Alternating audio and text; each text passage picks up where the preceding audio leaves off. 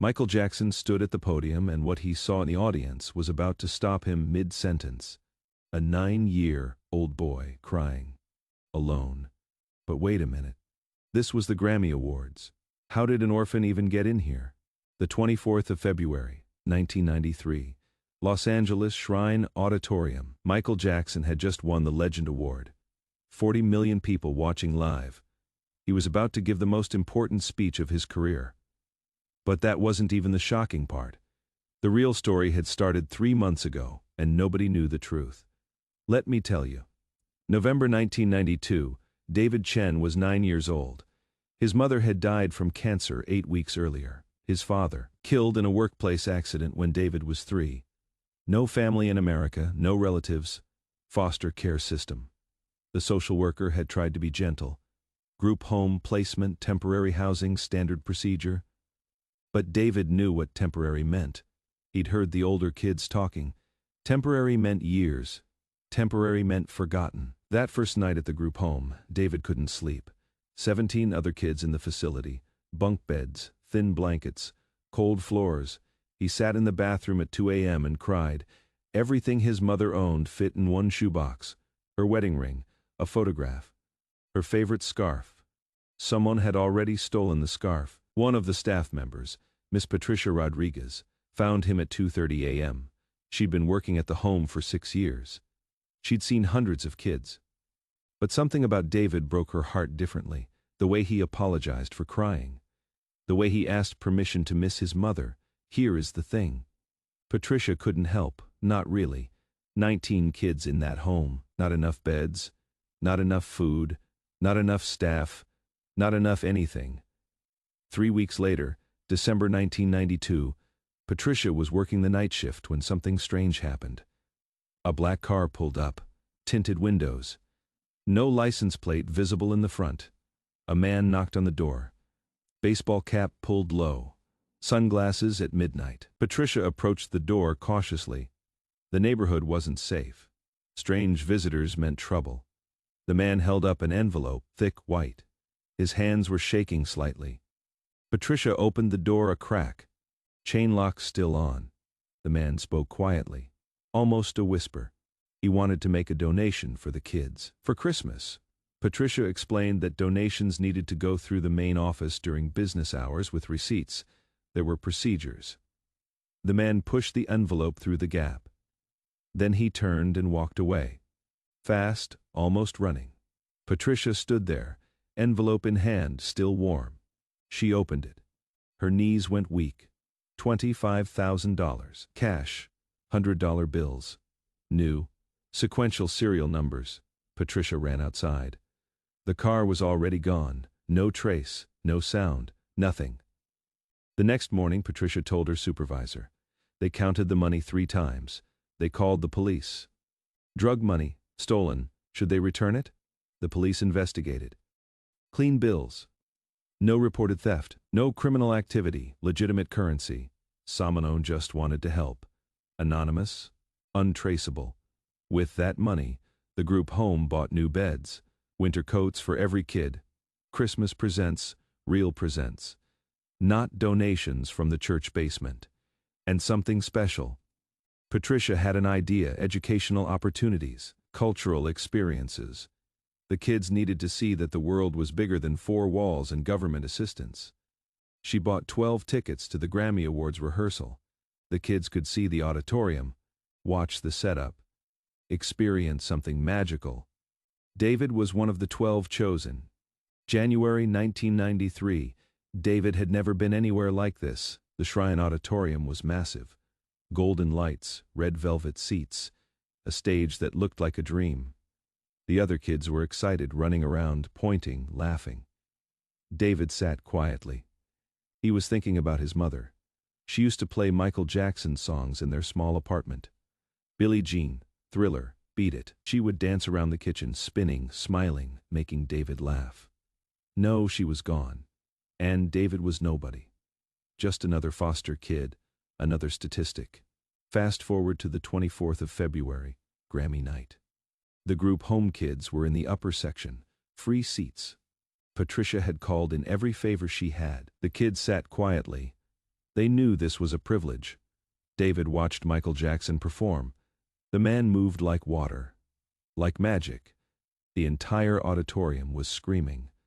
Thousands of people, all watching one man. David felt something in his chest. A memory, his mother's voice, her laugh, the way she would sing along to every song. Then Michael Jackson won the Legend Award. The entire auditorium erupted. Standing ovation. Cameras flashing everywhere, spotlights moving. Chaos.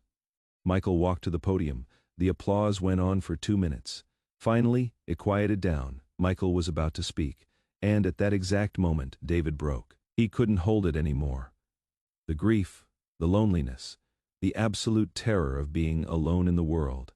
He put his face in his hands and sobbed. Patricia put her arm around him. She whispered that it was okay, that they could leave if he needed to. But then something incredible happened. Michael Jackson stopped mid-sentence. 40 million people watching live, television cameras broadcasting to every continent, and Michael Jackson went completely silent. He was staring into the audience, searching, his eyes scanning the crowd. The audience went quiet, confused whispers.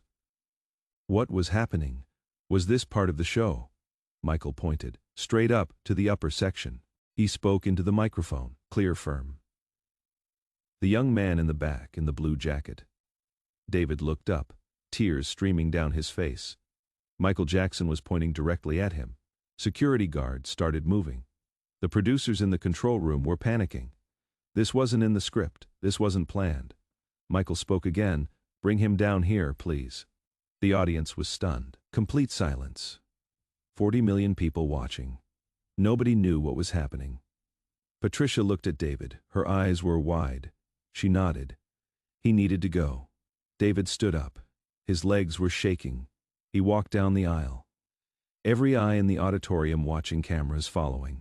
A 9-year-old orphan in a borrowed jacket crying, walking toward the king of pop. He reached the stage, steps leading up.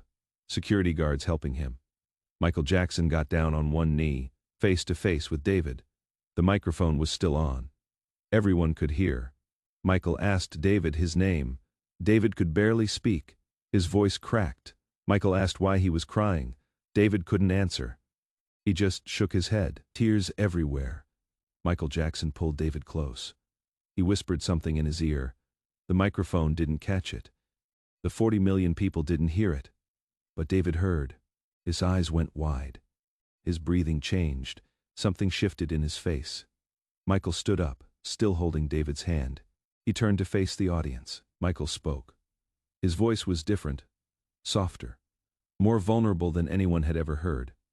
He talked about being 9 years old, about performing with his brothers, about not having a childhood, about stages and hotel rooms and screaming fans, about wanting someone to see him, really see him. Not Michael Jackson, the performer, just Michael, the scared kid. Michael looked at David. He spoke directly to him, but the world was listening. Tonight, I see you. You are not alone. You will never be alone. Michael took off his Legend Award. The actual Grammy trophy, gold, heavy, priceless. He handed it to David. This belongs to you now. Keep it. Remember, someone believes in you. The audience erupted. Standing ovation, cameras flashing like lightning. David was holding a Grammy Award. Tears streaming. Hands shaking. The moment lasted forever, and also just seconds. But wait. Here is where the story gets even more incredible.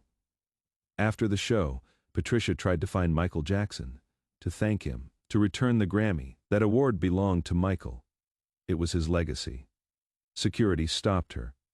Michael's team had a message. He wanted David to keep it, and they handed Patricia another envelope.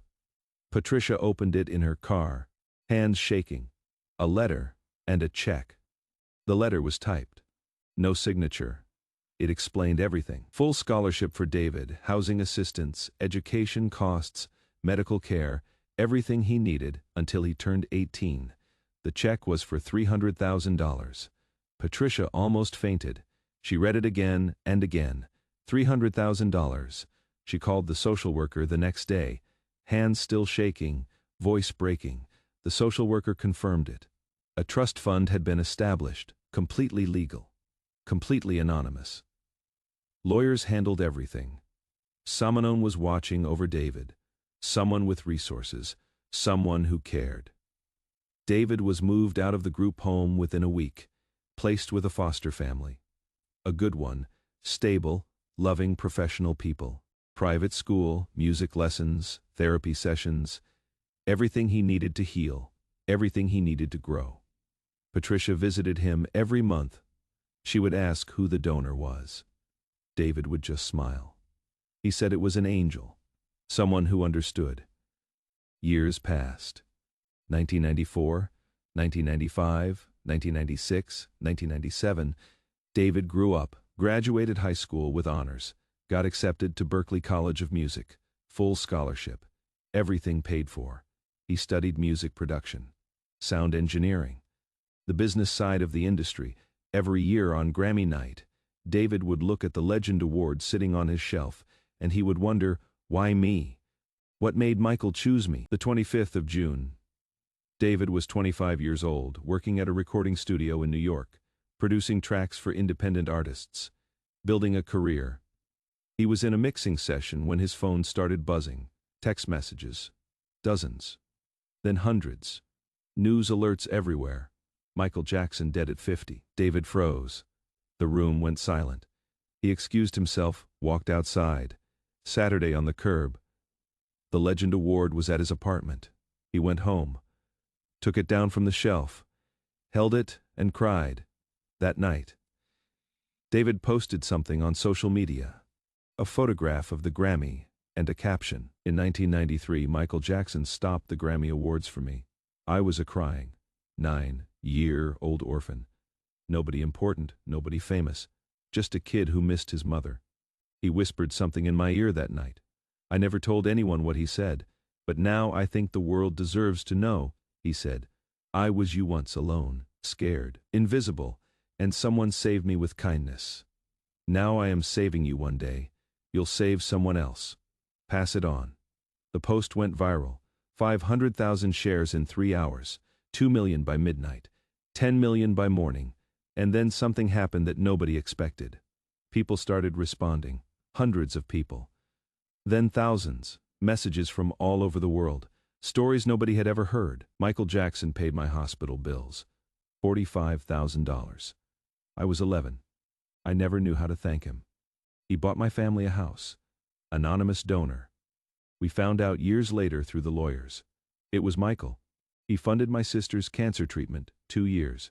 We thought it was hospital charity. It was him, always him. Journalists started investigating. Major networks, newspapers, documentary filmmakers, and the truth came out. Michael Jackson had helped 214 documented families, over 18 years, all anonymous, all through lawyers and trust funds and shell companies.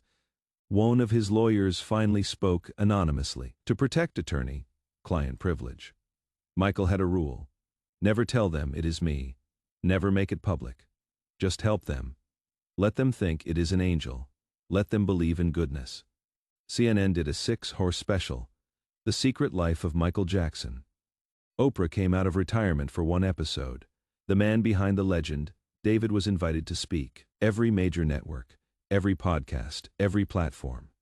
He told the story, the Grammy Night, the whisper, the trust fund, the life that was saved.